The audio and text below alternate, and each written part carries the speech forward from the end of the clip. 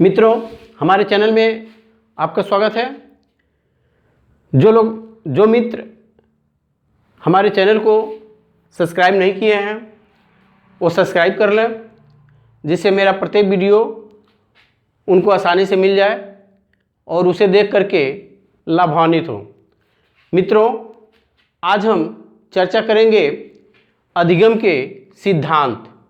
तो मित्रों, अधिगम के कई सिद्धांत हैं, लेकिन UP TET, C TET, other state के टेट, सुपर टेट को ध्यान में रखते हुए जो भी मुख्य अधिगम के सिद्धांत हैं उनको एक बार हम सरसरी निगाह से देख लेंगे, जिसमें से बहुत ज़्यादा क्वेश्चन पूछ देते हैं।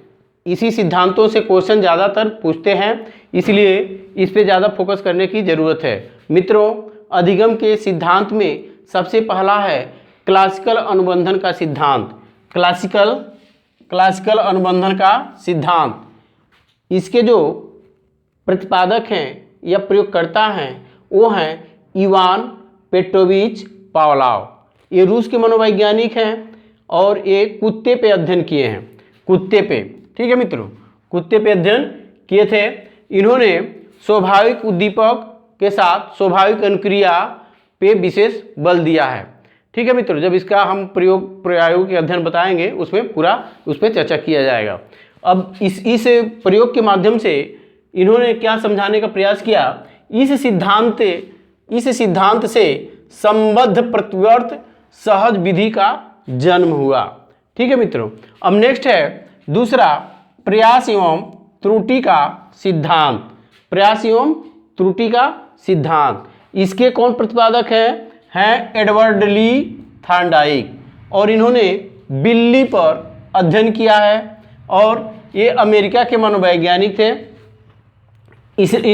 जो थॉर्नडाइक हैं ये मित्रों अभ्यास पे बहुत ज़्यादा फोकस करते हैं, यानी कोई भी अगर कठिन कार्य है उसको जब लगातार कई प्रयास किया जाएगा तो वह कार्य सरल हो जाएगा और बालक या कोई व्यक्ति उस कार्य को आसानी से सीख जाएगा। यानी इन्होंने इस विधि के द्वारा अभ्यास पर बल दिया है। जैसे मान लीजिए मित्रों, गणित जो सब्जेक्ट है, विषय है, या विज्ञान जो विषय है, इसमें अभ्यास की ज़रूरत पड़ती है। जैसे बालक कोई सवाल लगाता है, बार बार लगाता है, त्रुटि हो जाती है, लेकिन अभ्यास करते करते वह सवाल वह लगा देता है। इसी तरह विज्ञान भी है। विज्ञान अगर डेली पढ़ रहा है, अभ्यास कर रहा है, तो प्रयोग कर रहा है, तो वह चीज़ वो जान जाएगा जो वो जान नहीं पा रहा था, उसके लिए कठिन था।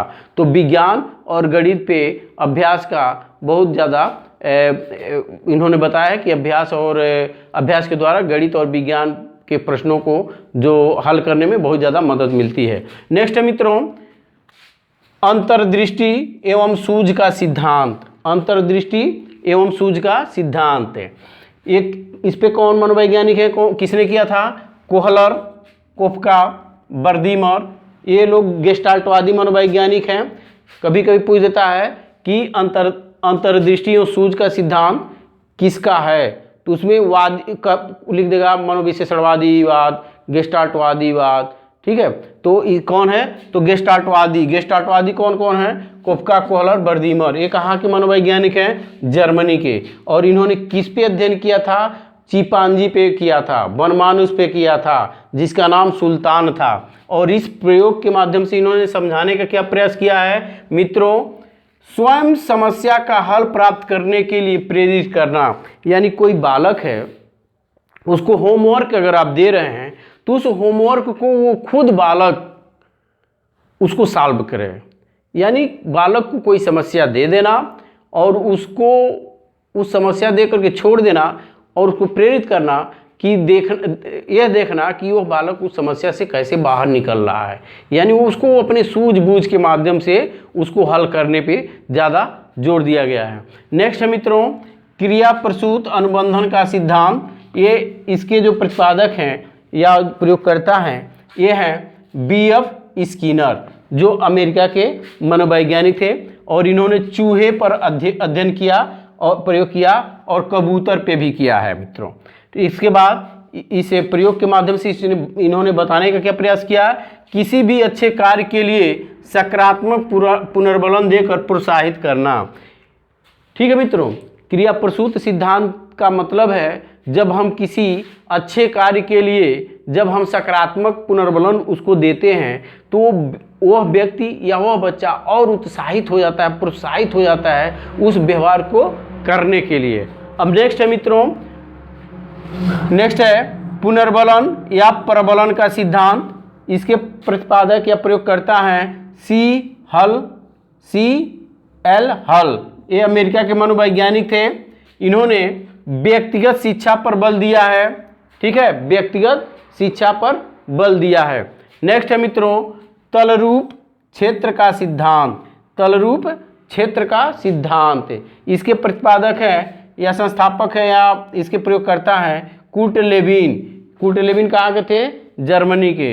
इन्होंने क्या किया, इन्होंने जो प्रयोग किया उसके माध्यम से बताने का प्रयास किया, इसमें व्यवहार पर जोर दिया गया है और अभिप्रेरणा का प्रयोग किया जाता है। व्यवहार की कोई व्यक्ति देखा जाता है कि कैसा व्यवहार कर रहा है, उस व्यवहार के हिसाब से उसको मोटिवेट किया जाता है, अभिप्रेरित किया जाता है और बालक उससे प्रेरित होकर के व्यवहार करता है। नेक्स्ट है मित्रों अधिगम सोपानकी सिद्धांत। ये क्वेश्चन अधिगम सोपानकी सिद्धांत किसका है, रॉबर्ट गेने का है। ये क्वेश्चन कई बार पूछा है, इस बार भी पूछ सकता है।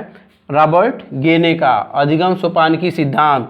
ठीक है, इसके माध्यम से इन्होंने बताने का क्या प्रयास किया है, अधिगम प्रभाव संचयी होता है, अधिगम के 8 प्रतिमान होते हैं। रॉबर्ट गेने ने बताया है जो भी हम अधिगम करते हैं या सीखते हैं उसके 8 प्रतिमान हैं। कौन कौन से हैं, जब एक एक का जब हम नेक्स्ट वीडियो में एक एक का जब हम प्रयोग करेंगे या एक एक प्रायोगिक चर्चा करेंगे उसमें बताया जाएगा। नेक्स्ट है मित्रों अव्यक्त या अव्यक्त अधिगम का सिद्धांत, प्रतीक अधिगम का सिद्धांत या उसी को चिन्ह अधिगम का सिद्धांत भी कहते हैं। यह है टॉलमैन का। टॉलमैन ने क्या बताया है, बताया है पुरस्कार एवं दंड के द्वारा उद्देश्यों को प्राप्त करना। अध्यापक कक्षा में पुरस्कार और दंड इन दोनों का प्रयोग करके और बच्चे से जिस उद्देश्य की प्राप्ति चाहता है उस उद्देश्य की प्राप्ति के लिए वो पुरस्कार का भी प्रयोग करता है, दंड का भी प्रयोग करता है। बालक समझ जाता है कि किस व्यवहार को करने पे हमको दंड मिल रहा है, किस व्यवहार को करने पे हमको पुरस्कार मिल रहा है, तो उसके मस्तिष्क में कॉग्निटिव मैप में उसको चिन्ह अंकित हो जाता है और उसके हिसाब से वो व्यवहार करता है मित्रों। अब नेक्स्ट है समीपता का सिद्धांत। समीपता का सिद्धांत किसका है, एडविन गुथरी का है। और एडविन गुथरी इन्होंने उद्दीपक और अनुक्रिया के मध्य साहचर्य स्थापित करने का पर बल दिया है। यानी जब भी हम कोई व्यवहार करते हैं किस उद्दीपक के साथ कौन सा हम व्यवहार करेंगे, इसके मध्य कुछ न कुछ साहचर्यात्मक संबंध होते हैं जिसके हिसाब से हम व्यवहार करते हैं, उसको हम समीपता कहते हैं।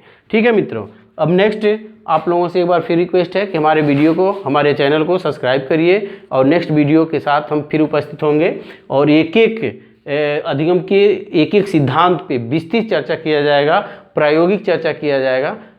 धन्यवाद मित्रों।